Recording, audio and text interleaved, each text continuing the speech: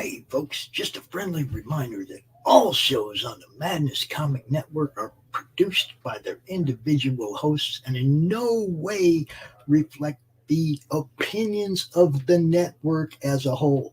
The statements in the following broadcast are not necessarily the opinions of the Madness Comic Network, its staff, sponsors, or contributors. This show is rated TVMA, as are all of them and all those other letters. Viewer discretion is highly advised.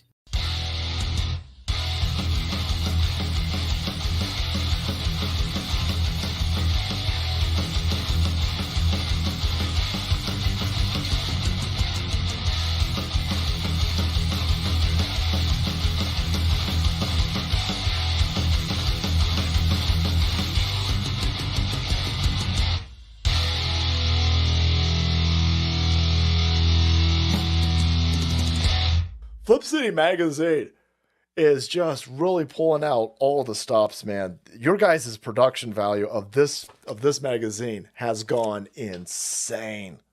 I mean, look at that. I mean, I remember when you guys, it was black and white. Even when it was black and white, I thought your quality was great. But damn, they have just, I mean, they just really stepping it up a notch. Look at this. James Corbett, boys. James Corbett. Genuinely cutting. But also funny, and obviously just chaotic and very fun. I love Flip City. It has brought new types of badassery and integrity to the print medium.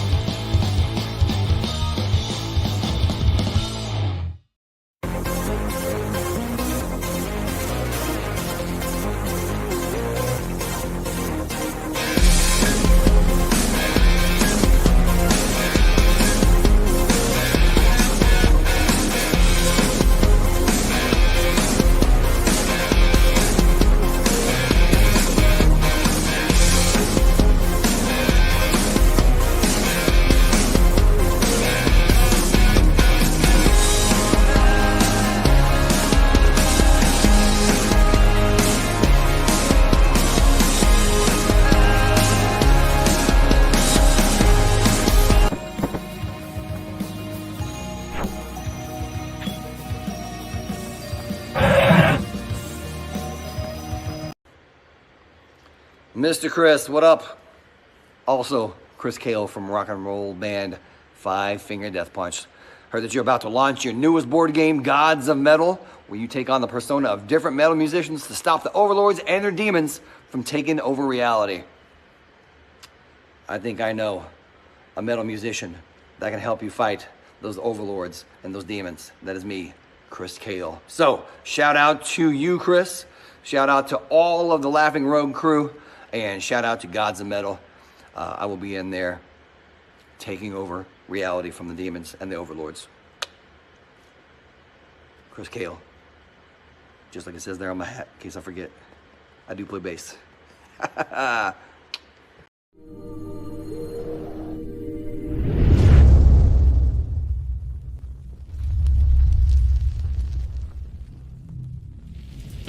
An ancient darkness is breaking through into our reality.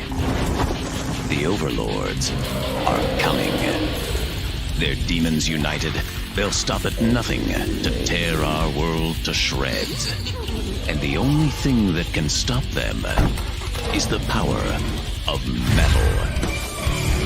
You have been chosen by the gods of metal to lead this crusade of finger-shredding fury. You must write the sick riffs, craft the awesome lyrics, find unholy rhythms, and set the heads banging. Show the overlords that their darkness is nothing compared to yours. Gods of Metal is a co-op deck building game for 1 to 4 players.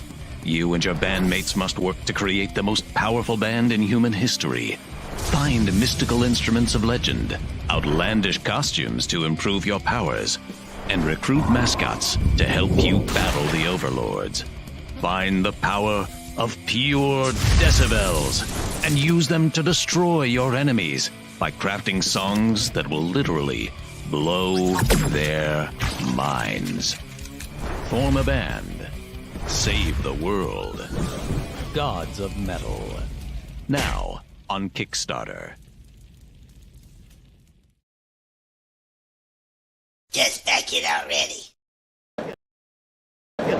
Hey, everybody, Dirk Manning here, the writer and creator of numerous comic books and graphic novels, including Nightmare World, Tales of Mystery, Brave But Not Dead, all kinds of stuff. And I am super excited for you because you are getting to watch right now, right this moment, out of all the things we're going to be doing, you're getting to enjoy and revel in the Madness Comic Network. And that is awesome. Thank you for being here. Hey everybody, it's me, Wayne Clingman, Mr. Big, let me tap the hat, and welcome to another show of Crime and Conspiracies. So time as we do the situation to back up what's going on with Bugsy, my crowdsourcing campaign for Bugsy Seal, the documentary, and that link should be appearing soon. Jack Sterling didn't play, but hey, we're having some type of a problem. It seems by what's popping up my screens, but perhaps so many three-letter names, I can't keep them straight. In the event, welcome to our show. This one will be rather unusual because I have an interesting announcement to talk about first. This morning I got an email with the links and some information leading me to want to look into O.J. Simpson. Now, O.J. Simpson's dead. He ain't going to do anything anymore. He's dead. His ex-wife is dead. Her boyfriend's friend is dead. None of them can come back. None of them get any justice in this world. The judge justice, if any, will come in the world to come, right? It's so fascinating. The links lead me to believe that I now have the right questions to ask via Freedom of Information Act to the FBI and to New York law enforcement agencies to find out about the famous alleged O.J. Simpson sex tape. Yes, supposedly, in the vaults of some police agency someplace, either in Washington or D.C. or in New York somewhere, there's tapes that the Buffalo Mafia family, who had control of a hotel, made of O.J. Simpson and other famous people. Don't know if they exist or not. Again, it's been alleged that they do. Don't have that first-hand information. I might have information that would lead me to be able to write the right questions to ask to gain that sort of access. Now that O.J. Simpson's dead, this is Nicole Simpson, it'd be very hard for them to sit there and say, it's not, we can't give this to you because then go investigations, or we can't give this information to you because of other privacy issues. But dead, I have no privacy, right? So I don't know if I'm looking into that or not. This is something that I find intriguing. Somebody took the opportunity, because I wrote a book on the Buffalo Mafia, which is called Buffalo Mafia, by the way. You can get it on Amazon. Buffalo Mafia, you can get it on Amazon. Buffalo Mob, that you can get it on Amazon. Also, it's been published by Critical Blast. Yay. But they took the time, because they read that book, to send me some information. Notice I've slowed down my voice. There's some information I might need. Now, there's a chance it's bogus. I've gotten these things before, and 90% of the time it's bogus stuff. I get it. People are bored, people or whatever. They want to give me a hard time. They send me something they may think else to be done a wild goose chase. Don't know. But it's worth looking into, because I'm fascinated to find out myself if this exists. Also fascinated, too, when you read about the proven information about O.J. Simpson, a fame and fortune, is links into the Buffalo, once again, the Buffalo Mafia, right? Yeah, fascinating stuff. Fascinating stuff. I just thought it was interesting enough to talk about what my life is like. As I write here, 90% of the time it's one day after the other, pull up the books, write the next one, work on the next one, see what's going on with them, see what I can do to get them out more. But something like this comes across that makes my life a little bit more exciting. I'll tell you this much. No way this fat old man is ever going to go near Buffalo, New York. No way in hell this fat old man is going to go close to New York State. It can happen. No way. Milwaukee's not a big problem with me because I mean, up to my age, God older than I am, if I can do anything at all. Buffalo, people die. People die. I don't want to take that risk. I'm too old and too fat. I don't want to go quite yet. This will be a last backing show before we start getting the personalities of Vegas. Once this show's over, next week we'll be talking about some of the beginning gangsters, beginning mafiosos. By mafiosos, I don't mean organized crime figures per se. They weren't necessarily, especially the first few, involved in families, but they're criminals. They worked within organizations, so in that regard, they're organized criminals, but not necessarily members of the mafia, right? There's a difference, a big difference, but because they're involved in organized efforts to do things in gambling, including the prohibition, criminally, right? Not necessarily skim-wise, but criminally, violating the law when it came to gambling, I would call them part of organized crime. Also, they're very unique personalities, extremely unique personalities. The things that they do, the things that they did and got away with. Anyway, back first to the show, then I'll catch up with some things they did as we end it. Las Vegas, up to 1905, was your typical sleepy Western town in the Old West. Not a lot going on. Because it had water, it could bring in people to do things like water cattle, water sheep. Sheep is big. The early residents of Vegas were basically Mormons. In fact, a group of about 35 to 50 Mormons came to Vegas in the 1840s, 1850s, and set up shop to try to preach the Mormon religion into the Native American population. That didn't go over well, but yet they built a fort, which still exists in Vegas, and they went away. They left Vegas because, well, they weren't really doing well with converting-wise. There was an internal dissension. In fact, one of the earliest civil wars happened at that time, people died in Latter-day Saint civil wars. In fact, that's what I'm familiar with in the late 1900s. People died. In fact, it's been alleged that part of the reasons why that poor group of poor Mormon missionaries, residents of Mexico, were slaughtered on the way back to America was they were too part of a civil war within the Latter-day Church organization. Yeah, that's interesting too. I'm looking forward to reading some articles about that should be coming out soon. But the Mormons were part of the early days of Las Vegas until they moved back because Nevada is a hat place. The water is not always reliable. So when they weren't getting the goals they needed to be there religiously, they went back to Utah. I would have went back to Utah too. Utah is a lot warmer state than, of course, the state of Nevada is, especially in the summer, excuse me. So that was Las Vegas. It's kind of sort of sleepy, kind of pastoral kind of a town where people didn't do much about at the kinds of things. In 1905, maybe they had 800 people. Things would change in 1905. There's a railroad come to town. With the road come to town, there'd be a rest stop for people on the way from one location, United States, to California, go to Las Vegas, do things with the train, change the water, do whatever the trains need to do. People would spend the night there. They would start hotels. They would start some type of community forming. At the time around 1905, they had about, when the city was incorporated in 1905, they had about 800 people there. Did they have gambling? Yeah, but most cities did. I mean, there were like casinos, many things, maybe a card game there, maybe roulette there, maybe a faro game over there, but not what we would call a gambling mecca by any sense of imagination. It was Vegas. Now, what the 30s are all about, we have Hoover Dam being built. That would change things big time, because with the dam comes thousands of workers who build the dam. There come other people in there to help rebuild the railroad, build up the railroad better. That would come the building of a bigger Las Vegas. Now, if you get thousands of men working in a dam, we're there to build the dam because of the Depression. And one of the programs that FDR did was do public works in order to give people jobs. And the Hoover Dam was built to help the water supply go to the farms, go to industry in California, Nevada, Utah. So they built the dam. We had the dam built. Thousands of people be employed in the dam building project. Thousands of people employed in the railroad. Then the war period will also bring an Air Force base or the Army Air Corps. All these things would bring in other people. Las Vegas would start to grow, mostly by young single men. What do young single men want more than anything else? Well, they want to have young girls, married or unmarried, they don't really care. They want to gamble, and they want to drink.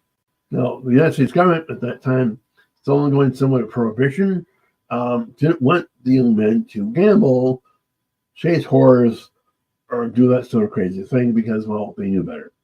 We will avoid giving those situations, those women available, make it look hard to come by, and like that way the men will stay up clean, upstanding, and Christian men, and they won't be able to take time off because they're too drunk to go to work. Right? We want them to work. We don't want them hungover. We want them to be working.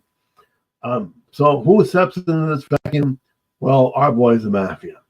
Our leadership of our boys, especially when it comes to prohibition, running alcohol and broads, is my friend, yours, Bugsy Siegel. Yay, Bugsy! Bugsy Siegel was famous back in his day, especially his early days, for two things: being a pimp and running booze. Where was he getting his booze? He was getting the booze from Mexico.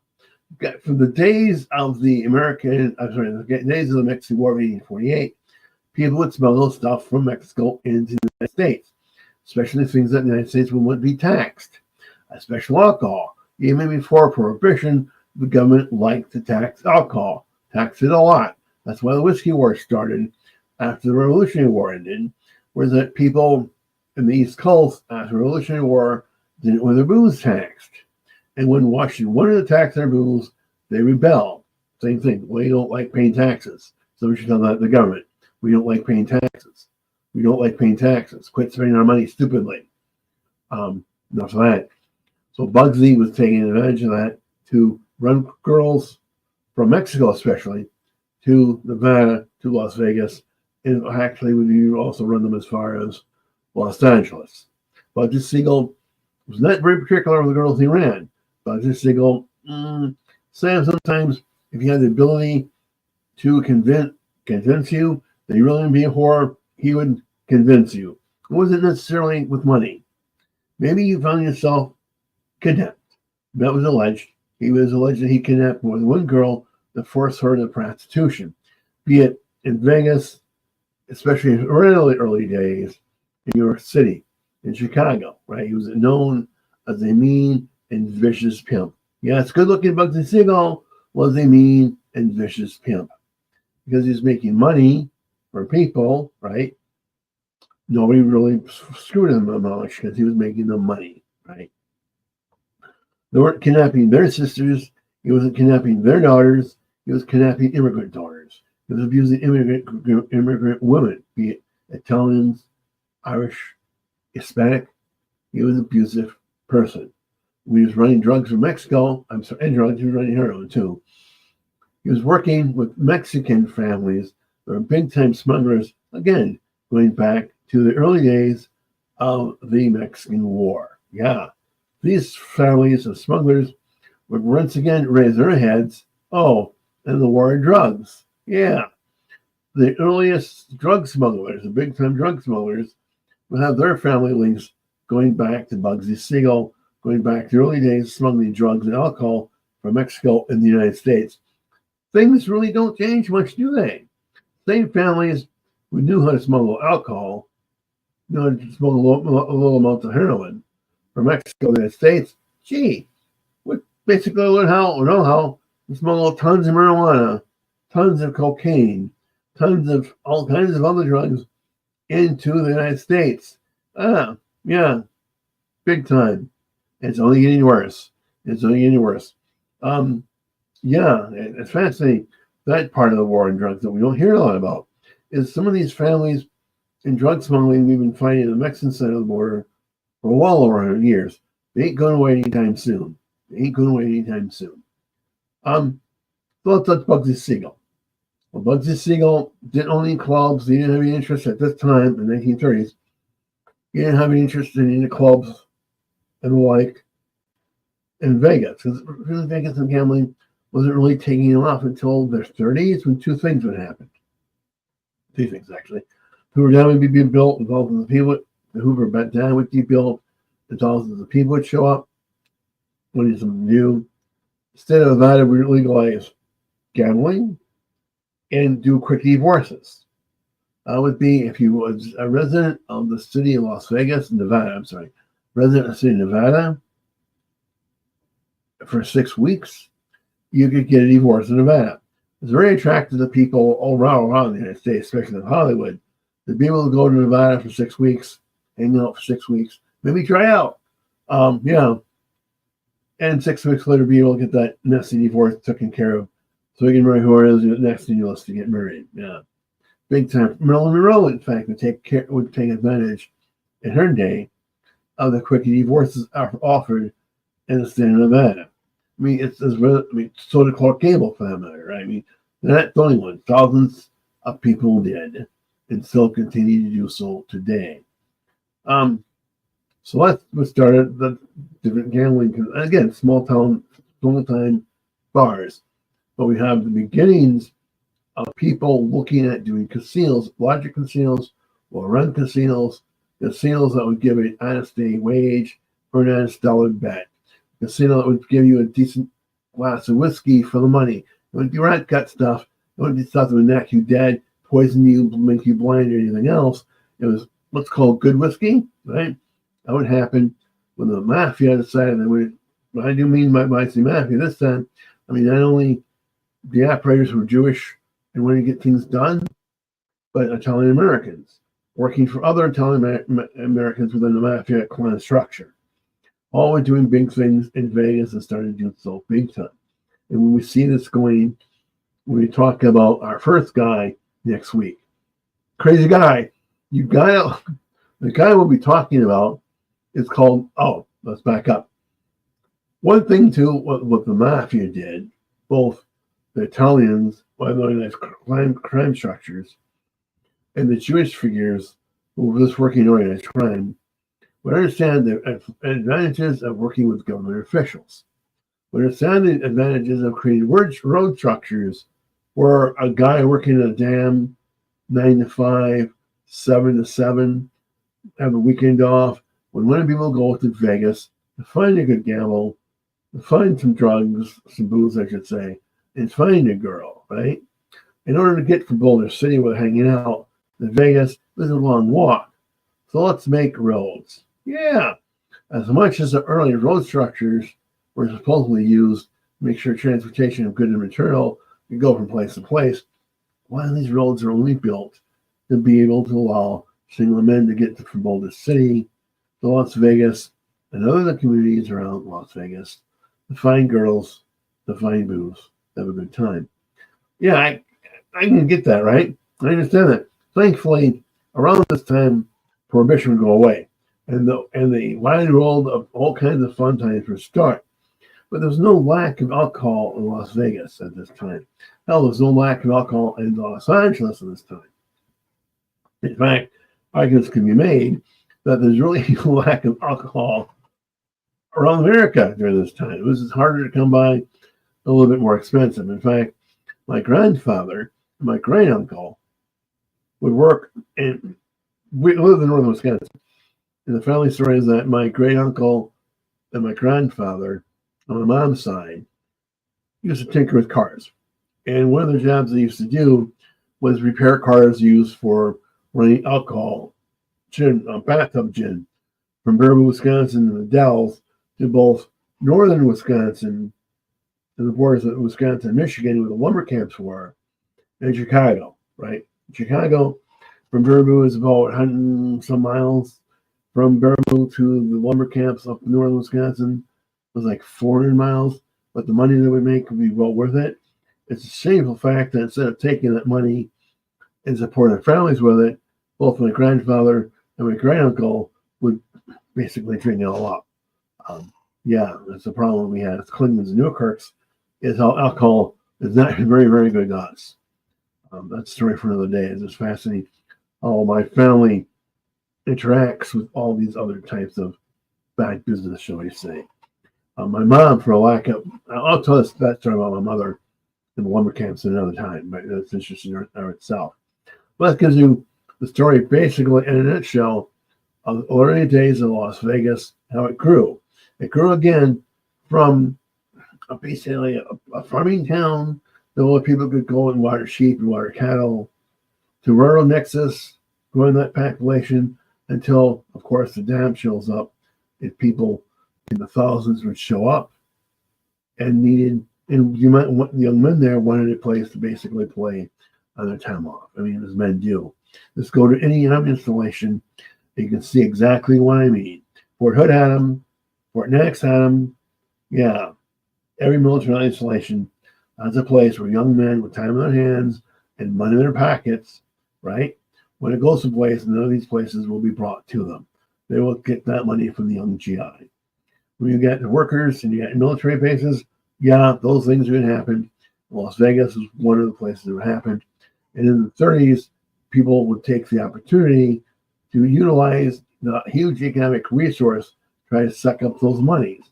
Now, next week, Tuesday, we were talking about an early guy, a very fascinating guy. A very fascinating guy because, well, his family would definitely bridge the gap between the crimes and politics. A man who not only had 3 assassination attempts on his life, but would be murdered by another mafioso figure with a weird death conspiracy. We'd also have a movie and a TV show made after him. Sadly, movies and TV shows made in the 50s, you most likely not been able to see yet, but well worth your time. His family's links into the politics of Los Angeles will blow your mind. It's absolutely fascinating stuff. So, with that, then I'll end the show. I appreciate you allowing me to update you with what's going on. What might be happening with the Buffalo Mob. I don't know how we handle it. I'd probably introduce it as a chapter with an updated version of that book. It's probably what would happen. I don't know if I'll do it. It depends on.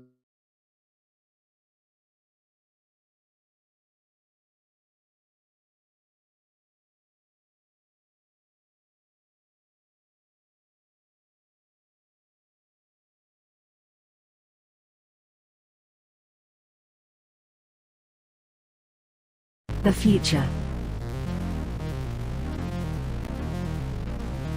The final frontier. Well, that's all I have for you. I don't know what's going on here tonight, but you have to pass that. We take care of it. And I do appreciate the opportunity that he's given me to do this show. It means a lot to me. Goodbye. He needs to done the stream. I can't touch I'm there it. for a minute, so I just started the ads. You kind of. I didn't touch anything. No, I know you didn't. I said it's like you were gone. The thing was just spinning like you weren't there. Right. So I just went ahead and started the ads. So good show, Wayne. Thanks for coming out, bud. I appreciate you. And everybody tune in Thursday for Sci-Fi Saturday. Peace. The future. The final frontier.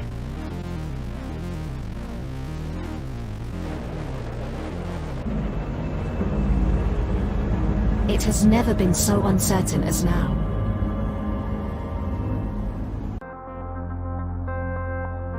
AI, VR, haptic wear, nanotechnology, mass destruction with a remote click.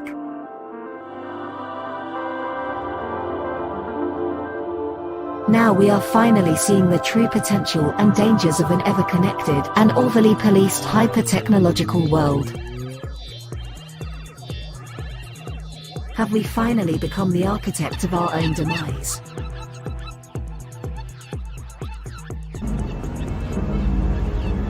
Is there still hope?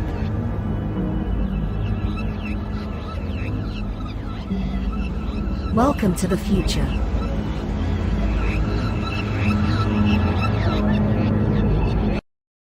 Welcome to Punk Droid.